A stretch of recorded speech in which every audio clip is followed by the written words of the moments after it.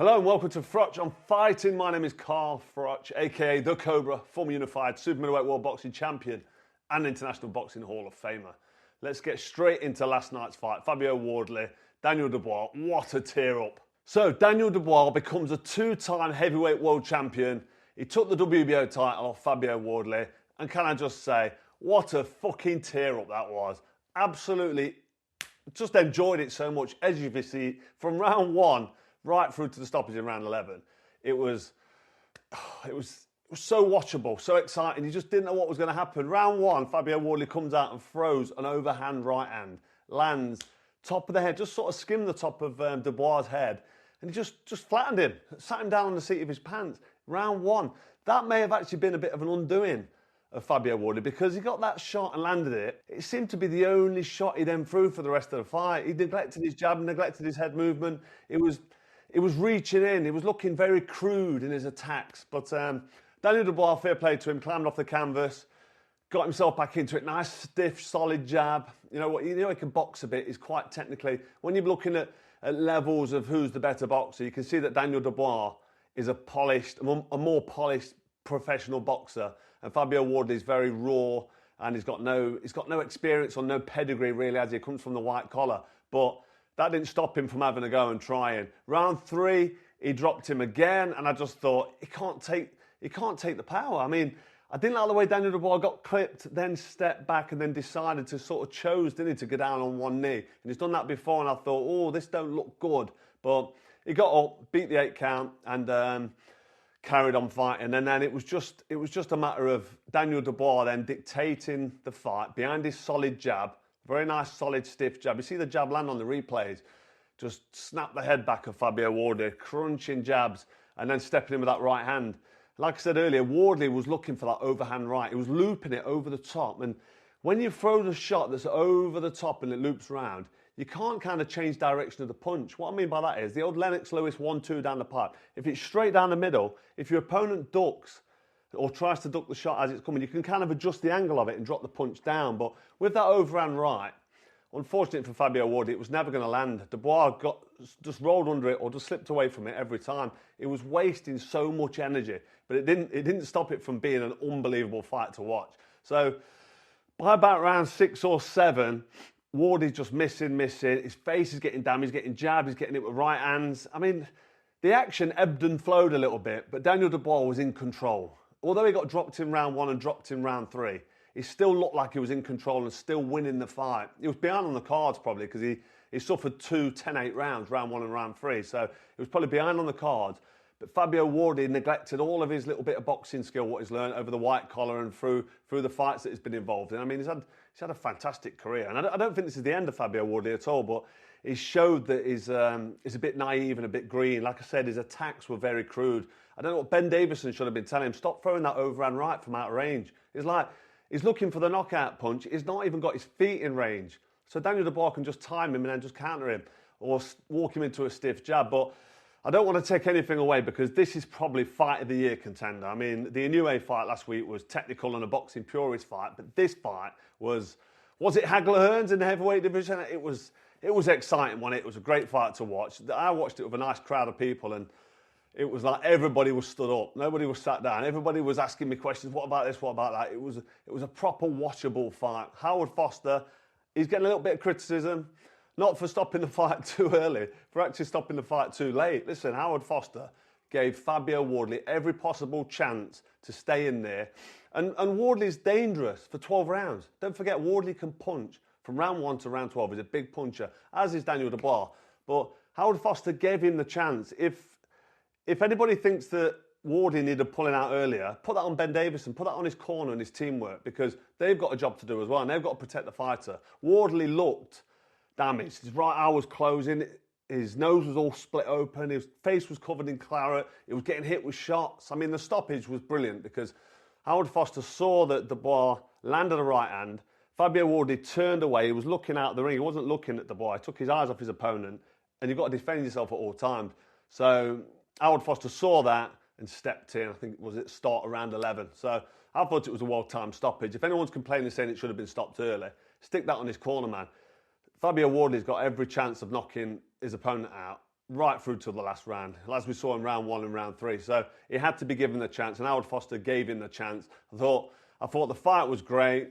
I thought Wardley showed his limitations and his lack of pedigree, and he was very crude with that right hand over the right hand attack, but he showed so much heart and guts and desire. He just kept going for it. He was never going to quit, was he? He was never going to turn around and fold or take a knee and quit in there. I just thought he deserves all the applause. But Daniel Dubois, great performance. I mean, he got dropped in round 1 and round 3, and he was able to turn it around, stick with the game plan, use his jab, and give us what will probably be a fight of the year contender. So let's get into what's next for both of these fighters, starting with Daniel Dubois. I mean, I've got a few notes here, and we know he stopped Big Baby Miller, Gerald Miller, who was undefeated, and he's also beat Hrgovic, who was undefeated at the time, and he beat AJ, absolutely flattened him. We saw that round 1 knockdown, dominated, got clipped himself in round 5, but then walked AJ into a shot and finished him off. That was such a bad knockout for AJ, but a great win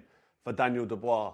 But I can't sort of put my finger on whether or not he's going to dominate at world level, because you kind of don't know what you're going to get. I mean, I know he lost to Alexander Usyk twice, no disgrace in that. He's also got the loss to Joe Joyce. He was quite young then, I think he was 22 years old, and he got a fractured eye socket as well. But he pulled himself out of that fight. He didn't want to carry on. People call him a quitter. Listen, whether he quit or not, he was injured and he saved himself for another day. But the Usyk shot, when he got it with that stiff jab and he went down on one knee and stayed down, that does actually raise concerns for, has he got the heart for the game? And even last night against Wardley, when he got caught in round 3, he stepped back. He didn't wobble or anything. He just stepped back and then chose to go down on one knee. So there's something there where when it's on top for him and he's in a bit of trouble, he kind of looks for the exit signs. Okay, beat the count, went down on one knee, got up, stayed with it and did the job. I just don't know how good he can be and what he can do, because I think he's got a lot of physical attributes. He's got a good jab. He can box well, good right hand, nice solid puncher. He can take a punch as well, but when he's on top, I feel like he ain't got that dig and that drive. Last night against Wardley, I mean, Wardley was there for the taking from round 4, round 5. A lot of people were screaming, stop the fight, telling Howard Foster to stop it. Like I said, if it should have been stopped, Ben Davison should have stopped it. Howard Foster did a great job last night. He's always involved in these big fights, isn't he, Howard? And all these stoppages. The Parker and Wardley fight was the same. It was like, should that have been stopped? Because Wardley's just gassed out trying to finish Parker. Didn't quite finish him, and then he jumps in. But anyway, we're talking about Daniel Dubois and how good he can be. He's obviously big, strong, nice solid jab, tidy fighter, can take a punch when he has to, but he does choose to go down every now and again. There's almost a question mark around his desire and his heart and whether or not he's got that grit. So it's difficult to say whether he can reign, but he's a 2-time world champ, and now he's WBO world champ.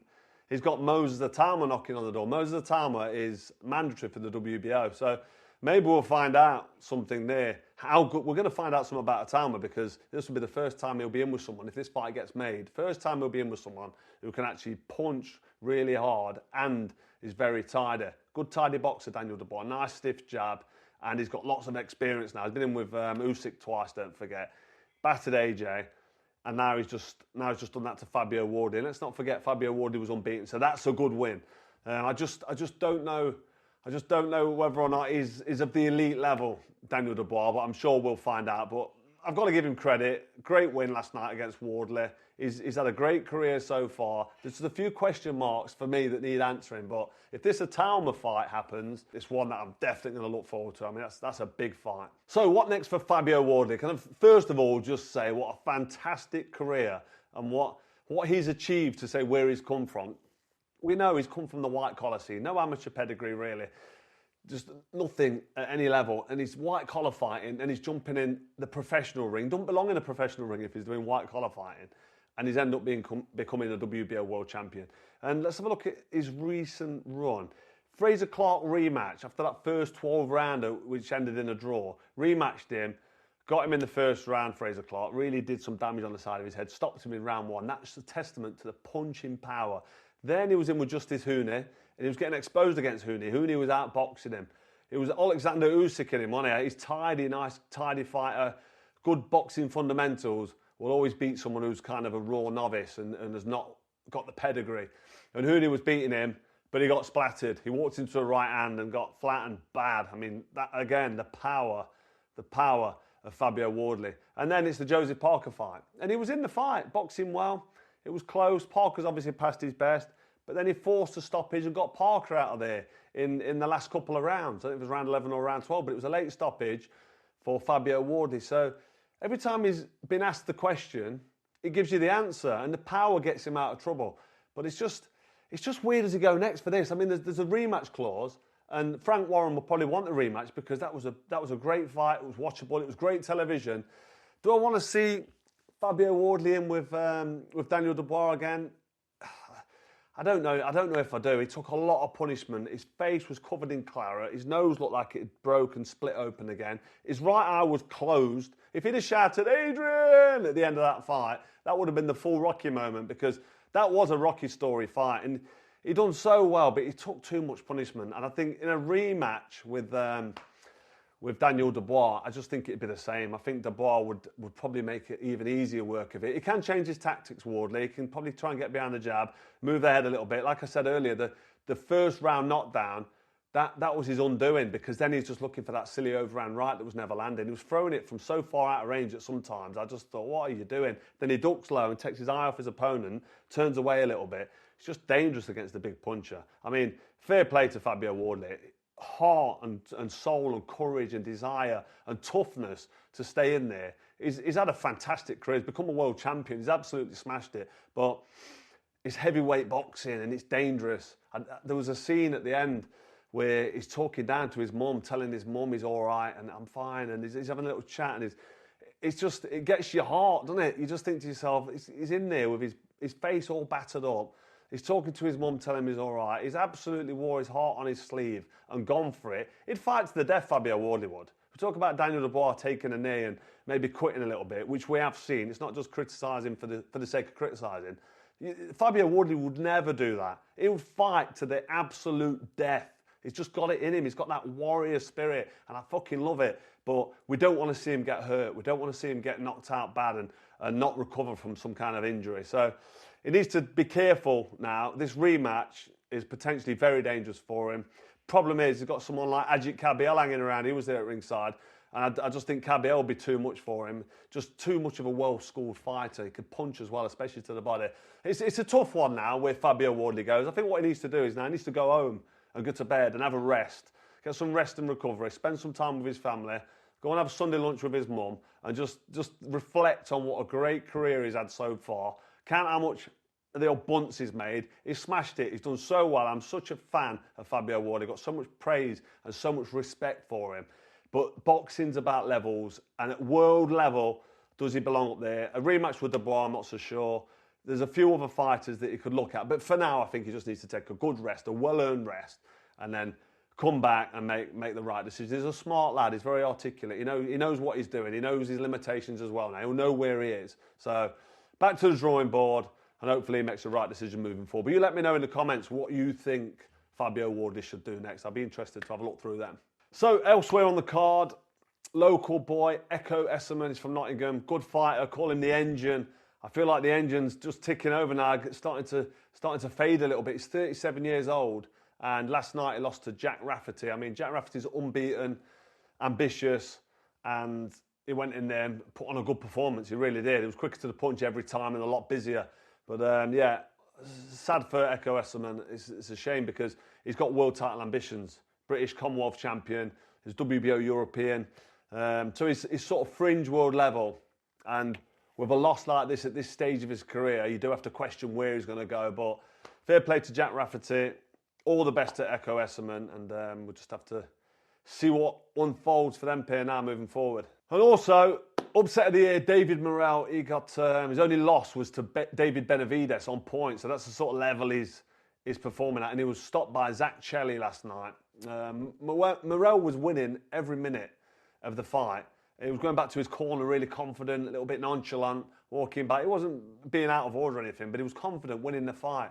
And he got absolutely knocked out, bad. I think it was in the 10th round. It was a 10-rounder. So that's a huge, huge upset there for David Morrell. But this is boxing. You can't switch off. This is a bit light heavyweight. And if you switch off for 1 second in the professional boxing ring, round the super middleweight division and above, you can get ironed out.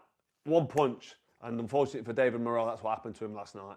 So that's it for another episode of Froch on Fighting. Thanks for tuning in. Don't forget, I'm in Doncaster next week. Dave Allen's fighting Hrgovic. Big fight for him. Dave stole everybody's hearts and he's such a good guy, such a down-to-earth, humble human being. Every time he's on, the comments are so positive. So I'm looking forward to that. If you haven't already, try Zapply because it's going to change your life. It's got to be part of a healthy lifestyle. Get rid of the processed foods. Get rid of the alcohol. It's a load of crap. Neurotoxin, bad for you. Healthy lifestyle. 3 tablets of Zapply with your breakfast or your meal. Testo charge. Don't know what that means, but it's all good stuff, man. I'm feeling great. I'm feeling energized. I'm 50 years old next year. 50. I turned 49 in a couple of months. It's crazy. And I feel great. And I put it down to Testo T1, Zapply T1. And yeah, if you haven't already, hit subscribe. We'll be back next week because we've got a big fight with Dave Allen in Doncaster. And take care. God bless.